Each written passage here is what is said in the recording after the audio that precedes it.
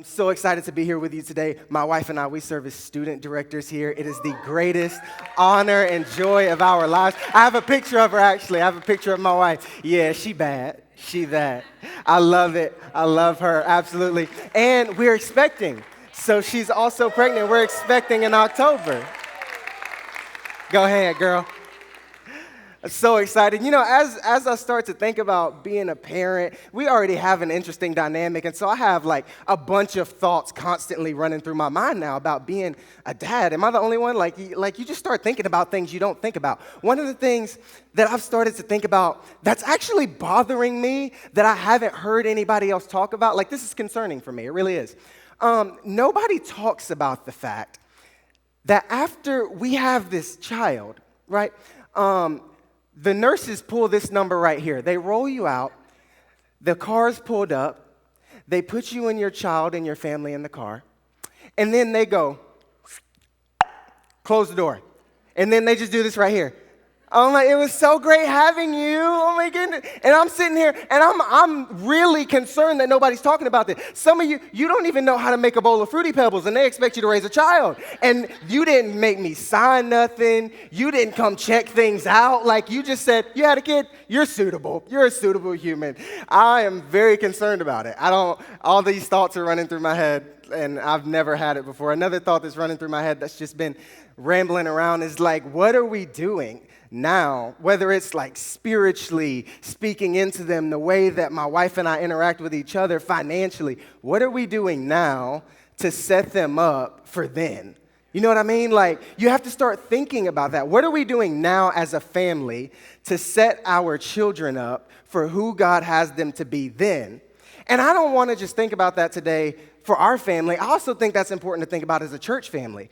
What are we doing now to set up the next generation for then and who God has called them to be? I think this is a pivotal and important question because around here, we're not a church that's focused solely on building our own thing and holding on to the baton, but handing the baton off. So what are we doing for the next generation to help them run this race, this great race that Paul calls it the race of faith in Hebrews. In Hebrews, he actually says in Hebrews 12:1, and let us run this race with endurance. Everybody say endurance.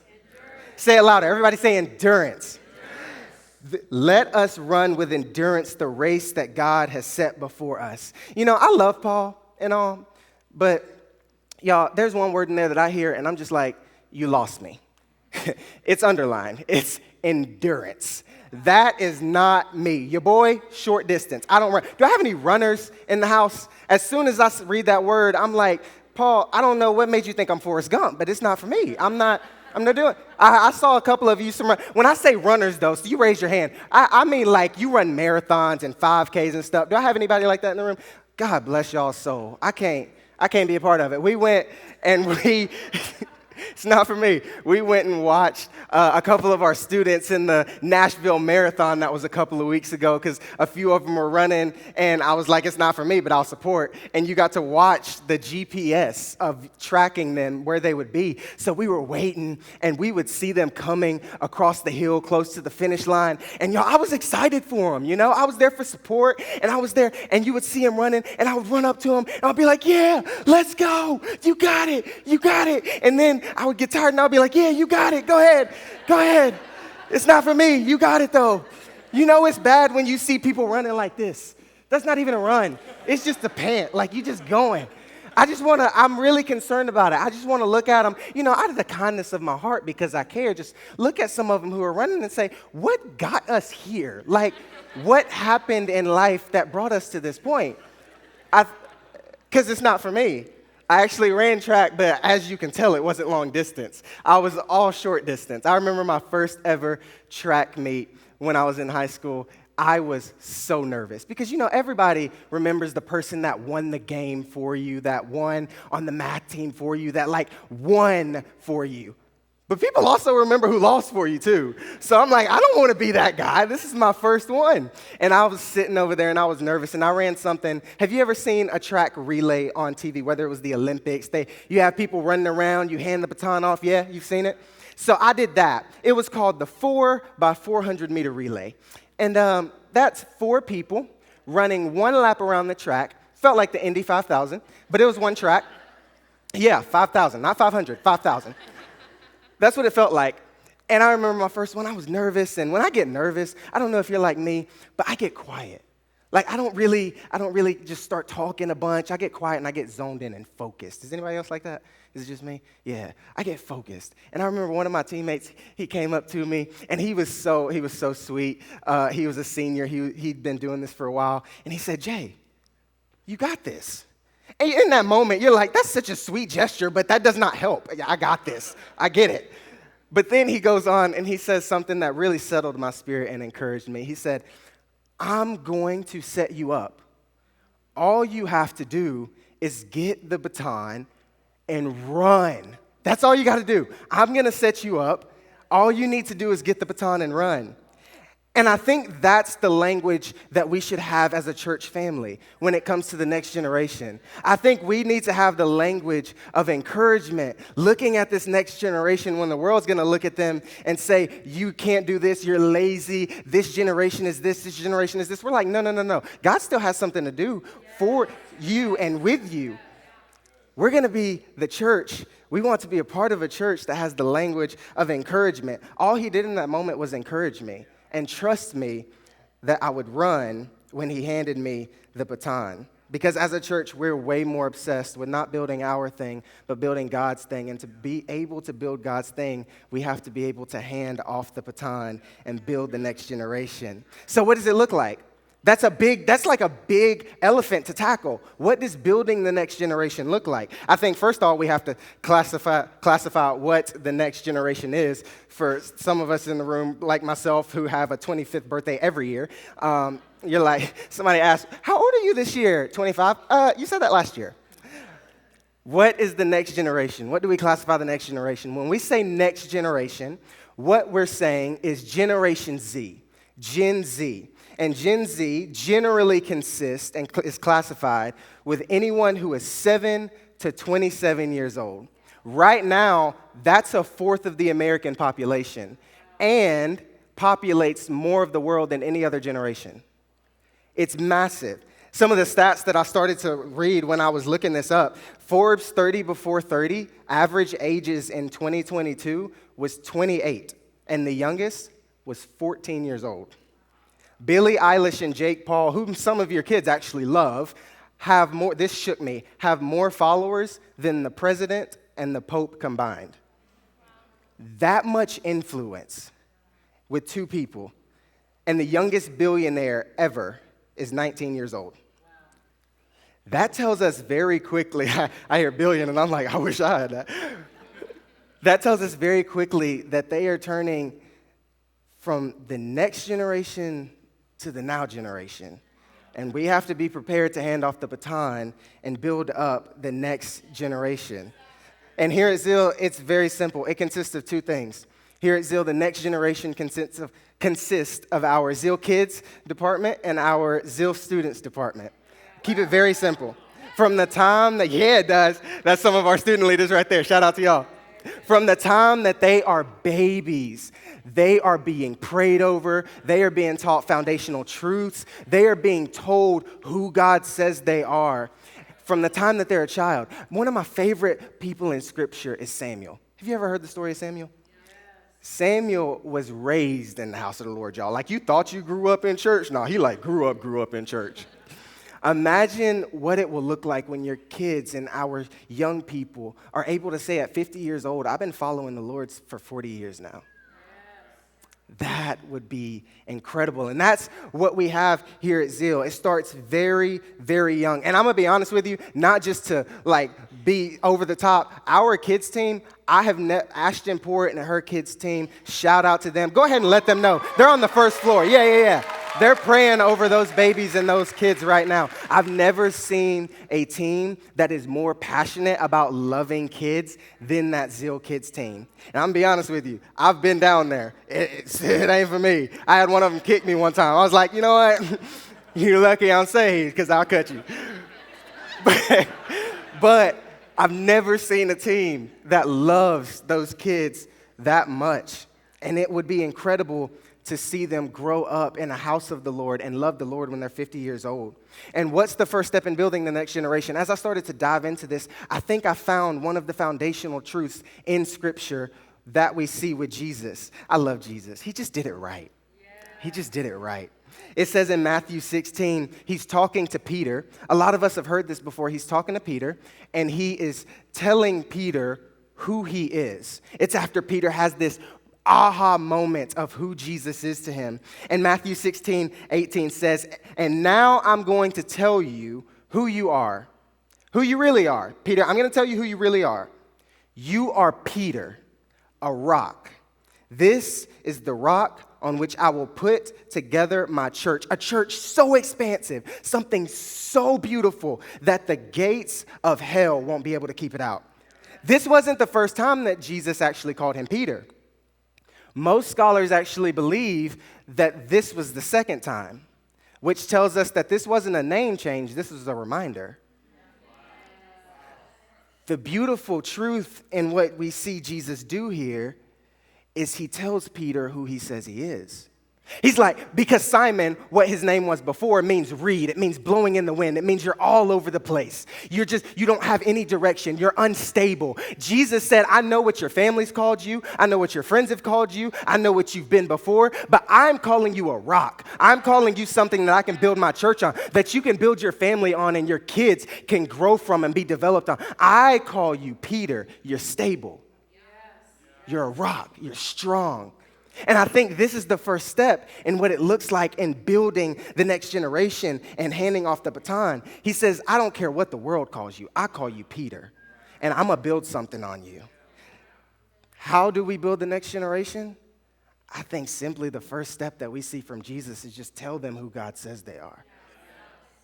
In a world where TV, where friends, where podcasts, and where everything else can look at our young people and say, you'll never be anything. Or maybe you should do this. Or maybe this is who you are. No. We want to be a church of encouragement that says this is who God says that you are. You're a king and a queen and a daughter and a son, and you have purpose, and there is more for you. And if you give God everything, he is going to build a generation that can run.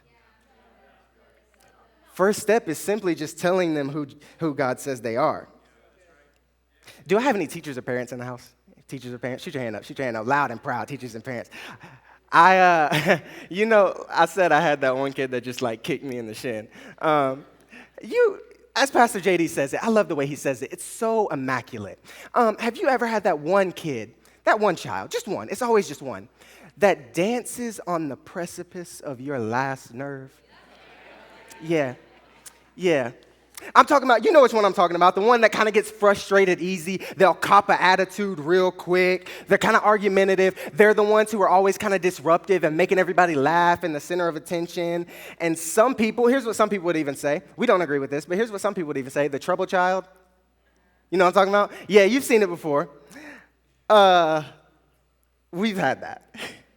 We've had that. But we didn't accept the narrative that the world would have claimed. I remember it was actually my beautiful wife when she led our kids department. We had one kid, and he was considered by the world all of those things. Argumentative, he was very bossy, he was the one who would make everybody laugh and just like the center of attention. And we just stared at it. And we said, God, what do you see? And we did something very simple. All they had him do was take a test, y'all. It was just a test. And it showed all of his strengths. And every single one of his strengths were influential leadership strengths. So where the world would say he's a problem, we say, no. He just has a problem. And the problem is that he's a leader and he's not able to lead. At 8. That's what the language of encouragement looks like. And you know what we did? It was so simple. We just placed leadership in his hands, and he thrived. That kid's name is Jackson Kelly. You've seen him before. His family is absolutely incredible. He's the one in the middle in the white on the picture. And you know how I would describe him now? Super intentional. You know, like those people who say, like, how are you, but then they don't really care about how you are. Like, they'll be like, hey, how are you? Awesome, bye. No, he will come up to you on a Sunday or throughout the week and say, hey, how have you been? Hey, how are you? With the intent to listen. And 2 weeks later, he'll ask you about it again. Super intentional. You know how else I would describe him now? Influential. Every single one of his strengths to a T. He's the student who will like pack his mom's car out and his dad's car out full of students and bring them to all of our experiences. And the beautiful thing is that you'll see all of them just like standing in a circle when we're doing worship, and they'll just be sitting there like this, and all of a sudden you'll see him shoot his hands up and start worshiping, and you'll see every single one of them do this right here. Yeah? It's beautiful to see. He's influential. And all it took was someone to tell him. You know what else I would say about him? He is super wise. We will be sitting there, because he's the leader in our student ministry now, and he will be leading like the group conversations that we have with some of the younger students, and they will be just like going through a tough time, asking questions, commenting on things, and he'll just sit there and listen, and then all of a sudden, he'll just drop a nugget. I'm talking about like that Holy Spirit bomb. I'll just be looking at him like, you trying to preach next week, dog? Like, go ahead. Super wise. And all it took was someone to invest encouragement, the language of encouragement, and tell him who God says he is.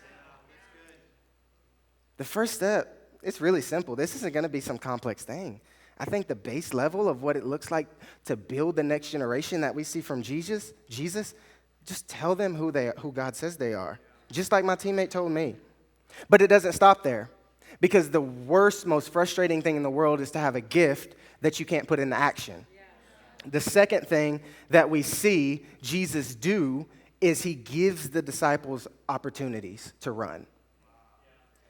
I think the first, absolutely, is that we have to encourage them and tell them who God says they are. The next one is to give them opportunities to run with who God says they are. And we want you to know as a church, your pastors actually lead the way in this. On their first ever, you ever seen the Sandlot? Forever. On their first ever, y'all, 7th summer rest, where they will be extendedly resting and gone, the first Sunday out of an incredible video series. Did y'all love that video series we did on location? It was great. The first week out of that video series, I'm not talking about midway through, I'm not talking about closer to the end when they're coming back. The first Sunday, they hand the baton to a young man who is just genuinely on fire about the next generation and feels like he's called to be a pastor. And he says, here's the baton, run. They lead the way. And it's incredible to see, because in a world that can say, no, build your own thing, don't hand it off because you don't know who's coming after you and you don't know if they'll drop. No. He says that's not the language of Jesus and the language of heaven. Here's the baton, run. They lead the way, and it's incredible to see. Giving opportunity is the way that we're going to see the next generation build something based on the floor of those who have went before us.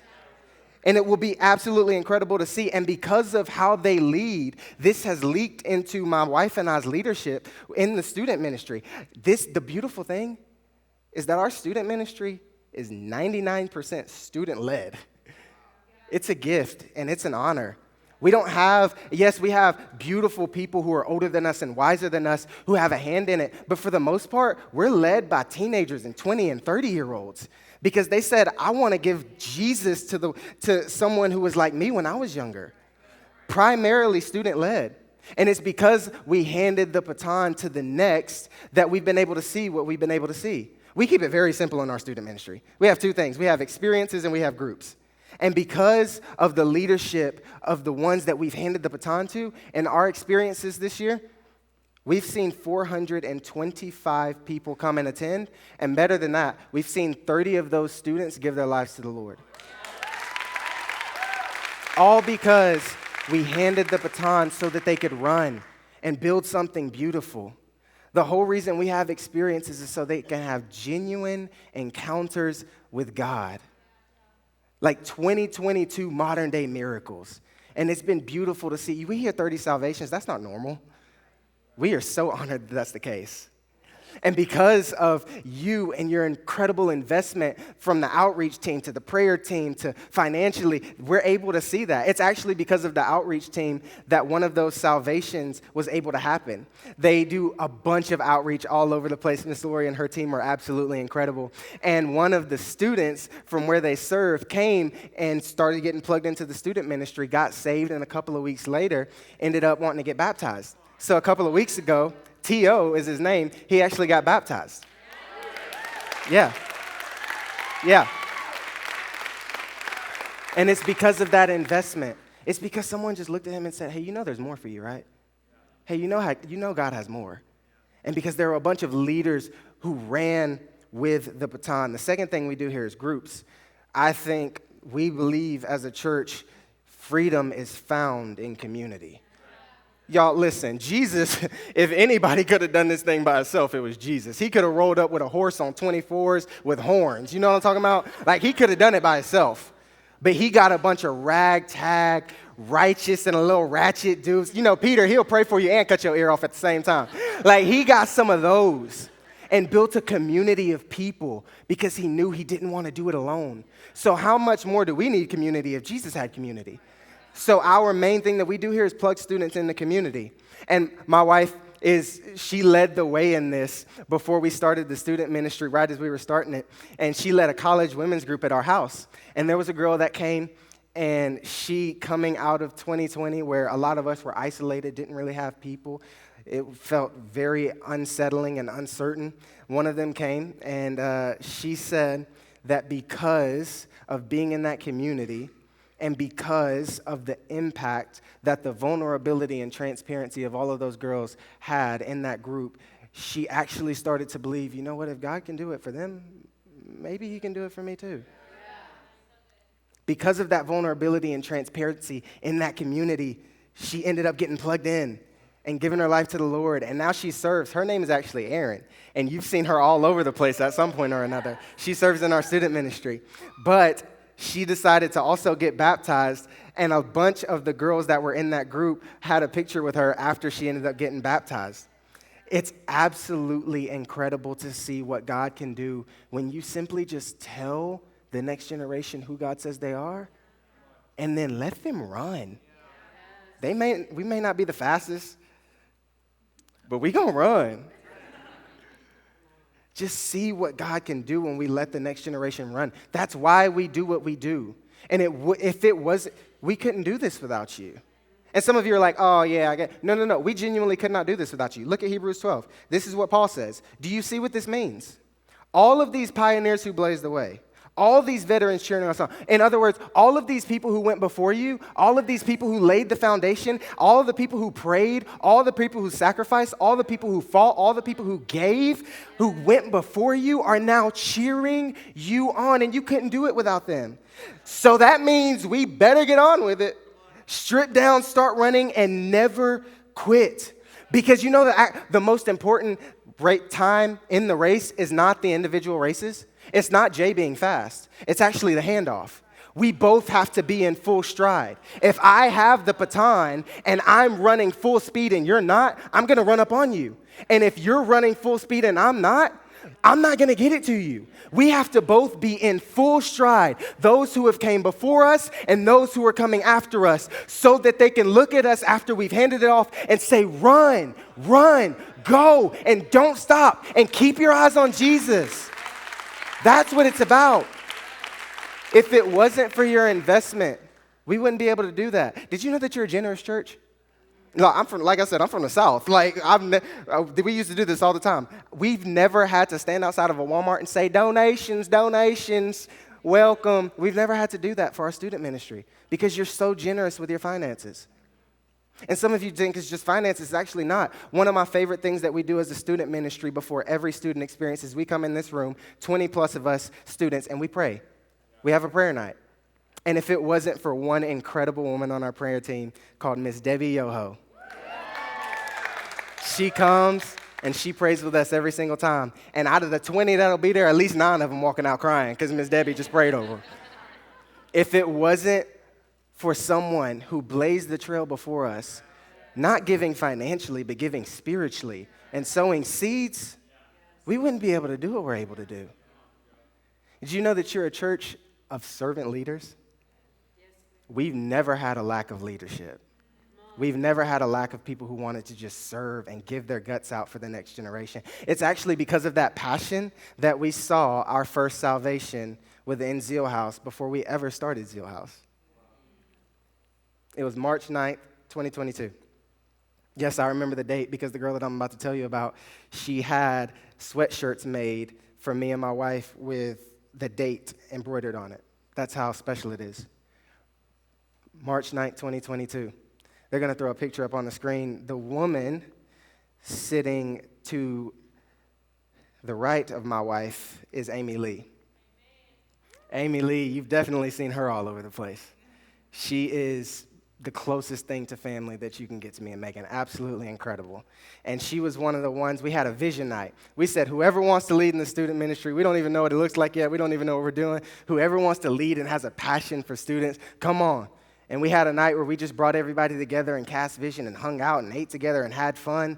And Amy Lee, we had just gotten to know her, and she called earlier that day, and she was like, hey, I forgot my sister was coming into town, and, can she come? If not, it's okay, but, she's in town, so I don't want to leave her at the house, but, if she could come, that would be great. And we were like, absolutely, yes, bring her, of course. So she ended up coming, and little did we know, her sister is the one sitting to the left of my wife in the black and white sweater. Her name's Maddie Mae. Little did we know that she was there struggling to find purpose in life. Struggling. Never felt like she was enough, didn't really have community, was in college at the time, and even self-identified herself at one point as numb and not caring about anything. So much so to where her sisters, they told us that they would get into arguments if church got brought up. That picture was taken 20 minutes before Maddie Mae gave her life to the Lord in Ashton and Masonport's kitchen. All because there was a group of women and men who were passionate about the next generation who looked at who was next and said, God has more for you. And you're a queen. And I don't know if you've ever done this whole relationship thing outside of religion, but you have a father that loves you. And after that night, we handed her the baton, and Maddie Mae, who still does not live here to this day, flies in every single experience we have and serves her guts out. I'm talking she will fly in, stay for 2 days, do nothing but serve and set things up and love on people, and then fly right back out just because she wants to see the community that we have here and be loved on and serve those who, it's incredible to see. We would not be able to do that if it wasn't for you. That's why we do what we do.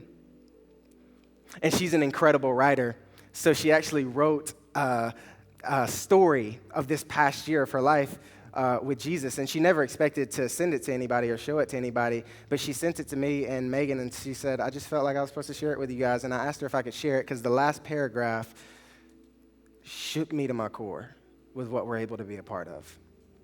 She said, to Zeal Church, those I know and I don't know, I cannot thank you enough for the meaning that's been instilled within me. Without the commitment to me and the grace that I've been given, I can't say I would still be in pursuit of the Lord without this community. I find myself floored by the change that has occurred in my spirit. And while the mission of his kingdom is not always easy, can I get an amen? It's always worth it. I hope 2022 brings a season of growth and prosperity for the church, but especially for students, so individuals just like me can find themselves immersed in freedom, so community and purpose can be established. That's what building the next generation looks like.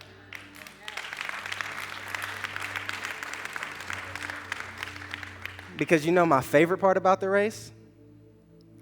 After I take the baton, my favorite part was always hearing everybody cheering. Because after you take it, the person who just handed it to you, everyone in the crowd who's on your team, the people who went before you, all you hear them saying is, go, Go, run, run. You got it. And yeah, once you get to the finish line, that's what it looks like to build the next generation.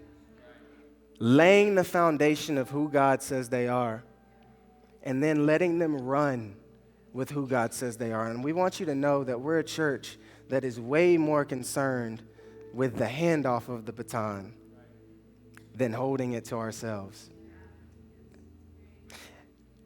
And for some of you, I know that can be a little difficult to hear because you've never really had anyone speak life into you. You've never really had anyone say that God has more for you. All you've really ever heard is you'll never be anything. You'll always be this. You'll never have this. You were always meant to be this. And I would just encourage you to know that that's not the language of heaven. And I would also encourage you to know that a book can never give you that. The Bible is incredible, but if you have the Bible without your Father, it's just a book. That's the difference between religion and relationship. Religion says, I can run this thing on my own, God, and I'm going to run for you, and I'm going to run for you, and I got it, don't worry, and I'm going to get to the finish line, and then 10 years later, you end up burned out and tired trying to do this thing with God on your own, and that's religion. And relationship says, knowing that the Spirit of God is running beside me, He's sitting there in my ear saying, run, run, run, you got it. And when you can't run anymore, He's going to throw your arm over His shoulder, carry you until you can run again. That's relationship. And that's what it looks like to run this beautiful race of faith that Paul calls it.